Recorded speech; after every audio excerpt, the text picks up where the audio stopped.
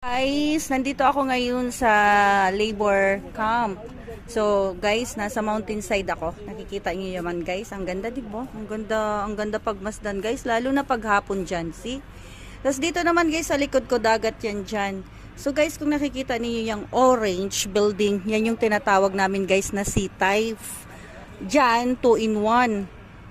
2-in-1 dyan, mostly nang nakatira dyan mga supervisor level. Tapos yun naman guys, yung mga blue na yun, syempre mga moder, mga big time, tsaka yung mga villa doon. So itong yellow, kung nakikita niya may yellow color, yan ito for labor. So ayan guys, di ba ang ganda? Tapos guys, yung doon banda, nakikita nyo yun doon. Doon ay hilipad yun guys. Yan, pag may mga VIP na dumarating, so doon sila naglaland. Yan. Ang lawak ng camp na to guys, super.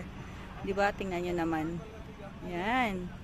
Super ganda. Yan. Thank you for watching. Bye-bye.